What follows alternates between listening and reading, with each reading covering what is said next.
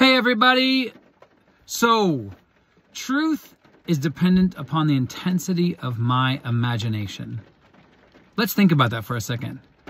Because what that's saying, or what Neville is saying here in that quote, is that essentially what you think is the truth is not necessarily the truth. Truth is simply what you're agreeing to.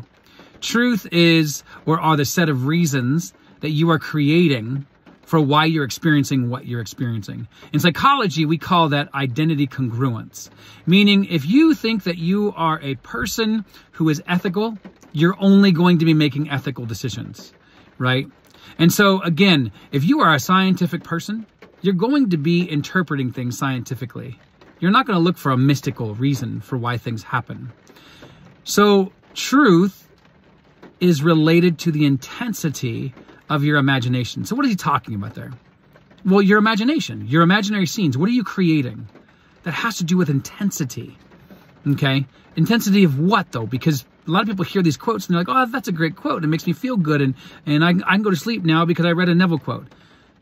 But no, actually, Neville's giving you a tip. He's giving you a strategy. He's giving you a tool. In fact, one area that I really differ with amongst other coaches is that I see almost every single word in Neville's books and lectures and radio lectures as a tool, as a strategy. And you can turn almost everything he says into a way or a method that works for you and can work for you. But note, these are just methods. Neville even actually argues in picture making that we can get to a point where we don't need methods. We don't need to actually even include people in our imagination. Now, if you do, there's nothing wrong with you. There's nothing wrong with using that from now till death. It doesn't matter because the method doesn't matter. This is why you need to remove the addiction to methods or the addiction to what method do you use or what are you using and why does it work and why does that one not work for me? Remember, this is down to belief. This is down to accepting what you want. So again, truth, as in the fact and the experience of fact, is down to the intensity of your imagination. So again, truth is down to you. Meaning, if you hear something about a storm on television and you agree as fact, you're going to experience that. If you hear that a scientist has discovered that the sky will never be pink, then you're never going to experience the sky as pink, right? Because you've accepted another authority outside of you. So truth is about authority. Okay, truth is whose authority are you giving power to? Is it yours? Is it the imagination? Is it Jesus Christ, the imagination? Or is it some dude that's famous because he discovered something in science or because he discovered something in math or whatever it is? So truth isn't about whether something's true or a lie. It's about authority. Whose authority are you believing in? Because if it is something outside of you, like that you can't pay a bill, or that your SP has completely left you and will never come back, or that the world is always bad, or whatever it is that you've accepted as true, that's your truth. That is what you are going to experience in imagination. But hear this, you can save yourself. You can liberate yourself. You can free yourself by literally using that same model. Because if a scientist says you'll never see a pink sky, and you're like, nah, whatever you say doesn't matter to me because I have already seen it in my imagination, so it's going to happen. That's you taking back your authority. The same with any issue that you have. And that doesn't mean that you don't go about your day in this reality and you don't interact with things and you don't take actions or anything along those lines. What it means is that you have to realize that you are the truth.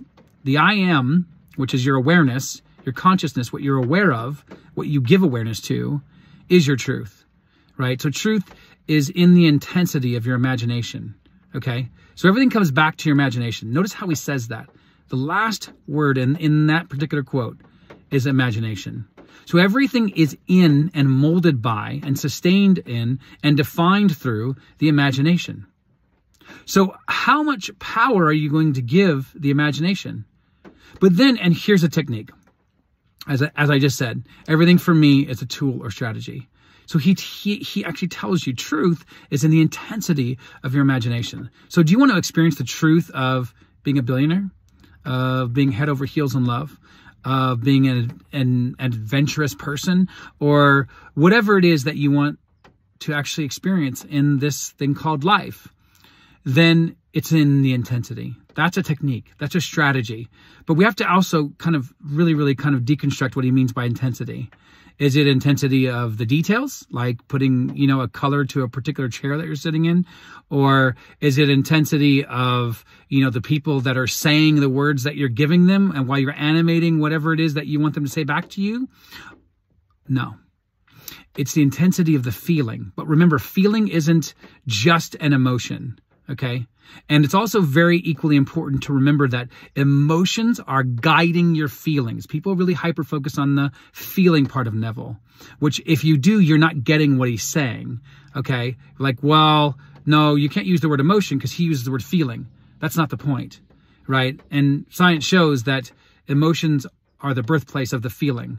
So why is that even important to understand when you're trying to tear apart this quote? Well, if we understand that feeling is the interpretation of the emotion. Feeling is the perceptive lens by which you see things. So if your emotion is depressive and you feel powerless, that's going to be your feeling. That's going to be your interpretation of things, right? Hence why he says you need to also protect your emotions, okay? Guide them, lead them, like Jesus in the metaphor of the shepherd and his flock. The flock are your emotions, right? Your senses. Guide them every day.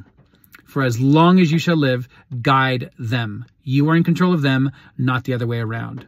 So again, back to intensity and this technique, okay? So intensity is about the feeling, but feeling is about knowing. Knowing is about conviction. Conviction leads to a deep, stubborn belief that you will get what you want, that you already have it right now. So how would you live? How would you live your life in this moment today, in this section of time? How would you walk? How would you speak? How would you perceive things? Had you already had everything that you want? Live in that intensity. Because again, that's what you want to be amplifying. That's what you want to be exaggerating in your imagination. You want to go to not just the basic intensity. You want to go to the ultimate intensity that you can with the feeling of the wish fulfilled, with that knowing. So how do you do that? Well, you take the intensity of the emotion and then you heighten it, and then you heighten it, and then you heighten it, and then you heighten it until you feel like something's left you. Right? And then when you walk out of that imagination, you walk out of it knowing that something left you, which is the power that's going to go ahead of you and create and bring to you in this realm whatever it is that you desire. So try that out. Intensify your emotion, not just 1 step, 2 steps, go as high as you can. And do not leave that scene until you've made yourself convinced that something has happened within. And I guarantee you, if you do that, something actually has, and you will get what you desire because you deserve what you desire.